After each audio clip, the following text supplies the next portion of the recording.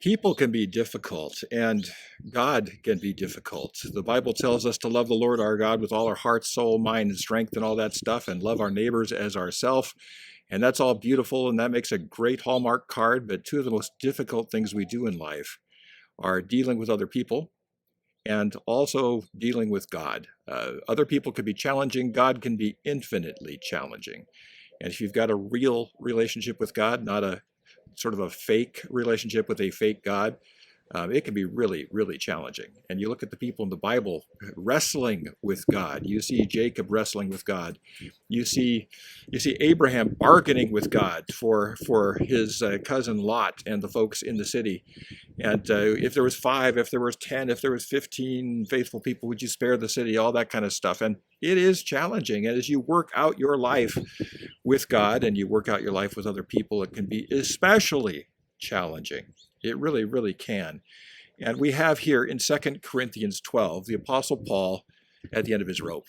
He has just sort of had it with his church he loves so much. You have to think that Corinth had to be a favorite church of his, a church he planted, but it was so dysfunctional. And he's writing back and forth, and there's tears he talks about it. He's in Ephesus trying to manage this church from across the Aegean Sea, and they are just goofy church. And you might think you were the dysfunctional church at one time, but my guess is that during the communion service, people weren't getting drunk and making fun of poor people, and they were doing that in Corinth, and heading off to be with temple prostitutes and everything else. And it was a messy, dysfunctional church, but Paul loved that church, and he was contending for that church in 2 Corinthians 12. And he was doing the humble brag thing. He's not at his most attractive in this chapter. He's just doing everything he can to shepherd this group of people so that they can get on board with a better life for themselves. And he's just going back and forth. And then he talks about his struggles with God, and he talks about this mysterious thorn in the flesh. And a lot of people have a theory about that. But truth is, Paul doesn't tell us enough to really know what that's about. But he gives us one phrase that came directly from God. My grace is sufficient for you. In this world, we'll have trouble with relationships with other people, trouble with strangers, trouble with everybody, and also trouble with God. And if you're not having trouble with God, you're not really wrestling it out with him. Israel literally means in Hebrew, the one who wrestles with God, that wrestles with your existence, that struggles with what's going on here, that asks God, how long are you going to wait on this promise that you've promised to deliver for me? God is a promise keeper, but he's a challenging promise keeper.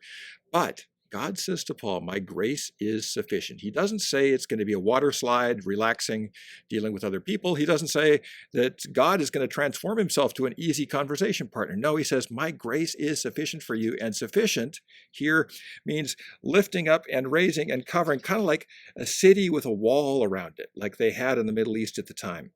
In other words, what he's saying is, there's a lot of bad stuff out there, but my wall is sufficient for you, and it's free.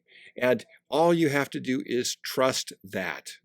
It doesn't make the difficult relationships go away, but it keeps you safe from the deadly, bad, evil stuff.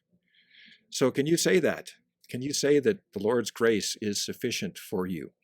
Can you picture it? Can you sit back and picture those walls around you protecting you, and tall enough to protect you from the really, really bad stuff? There's nothing that can jump over the fence and get you.